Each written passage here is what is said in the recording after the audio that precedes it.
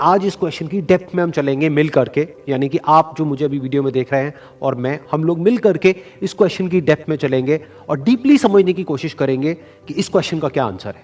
वो क्वेश्चन है कि हमेशा मोटिवेटेड कैसे रहे।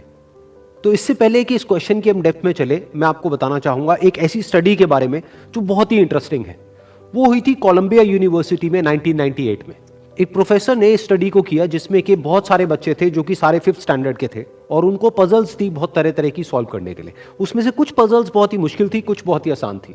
उसके बाद में जब उन बच्चों ने उन पजल्स को सॉल्व किया तो उसके बाद में सभी बच्चों को एक ही बात कही गई कि आपने बहुत अच्छा किया। बस यहां पर एक छोटा सा फर्क था। आधे बच्चों को उन्होंने कहा कि आपने इतना एक्स्ट्राऑर्डिनरी इसलिए परफॉर्म किया क्योंकि आप बहुत ही ज्यादा इंटेलिजेंट हो, और बाकी के जो आधे बच्चे थे उनको कहा गया कि आपने जो इतना एक्स्ट्राऑर्डिनरी परफॉर्म किया उसकी वजह थी आपका हार्ड वर्क। फिर उसके बाद में दोबारा से इन सब बच्चों को कुछ पजल्स दी गई सॉल्व करने के लिए, जिसमें से कुछ बहुत ही आसान थी और कुछ बहुत ही मुश्किल थी। अब यहां पर कुछ बहुत इंटरेस्टिंग निकल करके आया जो किसी ने एक्सपेक्ट भी नहीं किया था। वो बच्चे जिनको कहा गया था कि आप बहुत इंटेलिजेंट हो, बहुत स्मार्ट हो, उनको जब वो पजल्स मिली तो उन्होंने क्या किया, जो मुश्किल पजल्स थी उसको छोड़ दिया, आसान पजल्स के ऊपर काम करना शुरू किया और उसमें भी कुछ देर बाद ही वो बच्चे बोर हो गए। दूसरी तरफ से वो बच्चे जिनको कहा गया था कि आपने इतना एक्स्ट्राऑर्डिनरी परफॉर्म इसलिए किया क्योंकि आपने हार्डवर्क किया, उन्होंने सिर्फ आसान पजल्स को अटेम्प्ट नहीं किया बल्कि मुश्किल से मुश्किल पजल्स को भी अटेम्प्ट किया और सॉल्व किया। फिर उसके बाद में जब ये पूरी स्टडी कंप्लीट हुई तो उन बच्चों से पूछा गया कि किसको ज्यादा मजा आया इसको करने में। तो वो बच्चे जिनको कहा गया था कि आप बहुत इंटेलिजेंट हो, उनको मजा नहीं आया, यानी कि वो मोटिवेटेड नहीं थे। और वो बच्चे जिनको कहा गया था कि जो भी आपने किया वो अपने हार्डवर्क की वजह से किया, उन्होंने ना सिर्फ अच्छा परफॉर्म किया बल्कि वो एंड तक मोटिवेटेड भी थे और उनको मजा भी आया। अब ये स्टडी जिसके बारे में मैंने अभी आप लोगों को बताया, ये इतनी इंटरेस्टिंग इसलिए है क्योंकि ये जिस तरीके से हम सोचते हैं, हमारे थॉट पैटर्न को चैलेंज करती है। हम क्या सोचते हैं कि अगर हम पेरेंट्स हैं या हम टीचर्स हैं और अपने बच्चों को हम बोलेंगे कि आप बहुत इंटेलिजेंट हो, आप बहुत स्मार्ट हो, तो वो अच्छा परफॉर्म करेंगे। लेकिन इस स्टडी में एग्जैक्ट उसका ऑपोजिट निकल करके आया है। तो इस स्टडी में जो फैक्ट्स रिवील हुए उसको समझने के लिए हमको एक कॉन्सेप्ट को समझना पड़ेगा, जिस कॉन्सेप्ट को कहा जाता है लोकस ऑफ कंट्रोल। हुआ क्या कि जिन बच्चों को कहा गया कि आप बहुत ही स्मार्ट हो, बहुत ही इंटेलिजेंट हो, उनका जो लोकस ऑफ कंट्रोल था वो उनके अंदर नहीं था, उनके बाहर था।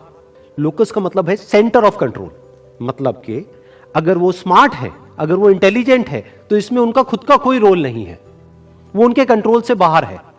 दूसरी तरफ से जिन बच्चों को कहा गया कि जो भी आपने अचीव किया वो अपने हार्डवर्क की वजह से अचीव किया, उनका जो लोकस ऑफ कंट्रोल था वो उनके अंदर था, यानी कि हार्डवर्क पूरी तरह से उनके खुद के हाथ में था कि अब उनके ऊपर है कि वो कितना हार्डवर्क करते हैं।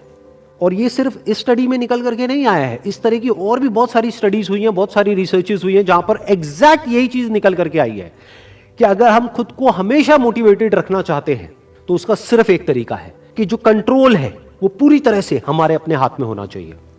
तो अब समझने की कोशिश करते हैं कि ऐसा क्या होता है कि जो कंट्रोल है वो हमारे हाथ से चला जाता है और ऐसा क्या होता है जब कंट्रोल हमारे हाथ में आ जाता है।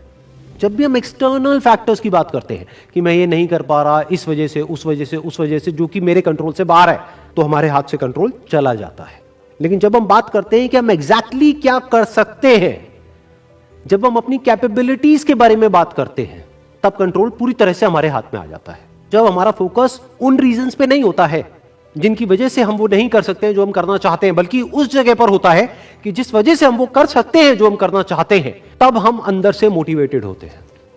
फॉर एग्जाम्पल, आप जिस भी फील्ड में हो, उस फील्ड में कुछ लोग हैं जो टॉप पे बैठे हैं। आपके पास में दो ऑप्शंस है। एक, आप बोल सकते हो कि वो लोग, उनके अंदर कुछ स्पेशल है, उनके अंदर कुछ एक्स्ट्राऑर्डिनरी है, उनके अंदर कोई ऐसा टैलेंट है जो आपके अंदर नहीं है, या फिर उनकी किस्मत है जिसकी वजह से वो वहां पर बैठे हैं, या फिर उनके पास में कुछ था, किसी का सपोर्ट था जिस वजह से वो वहां पर है।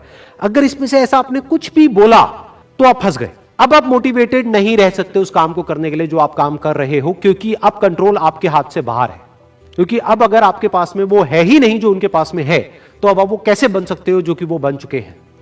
लेकिन अगर आप ये बोलते हो कि जिस भी फील्ड में आप हो, उस फील्ड में जो भी टॉप पे बैठे हैं वो वहां पर है अपने हार्डवर्क की वजह से, अपने स्मार्ट वर्क की वजह से, या जो कुछ भी उन्होंने किया, जो कुछ भी उन्होंने सीखा उसकी वजह से, तो अगर वो कर सकते हैं तो मैं भी कर सकता हूं। उन्होंने भी मेरी ही तरह एक ना एक दिन कहीं ना कहीं से शुरुआत करी थी, जहां से कि आज मैं शुरुआत कर रहा हूं। तो मुझ में और उनमें अगर कोई फर्क है तो वो सिर्फ एक है, वो है टाइम का।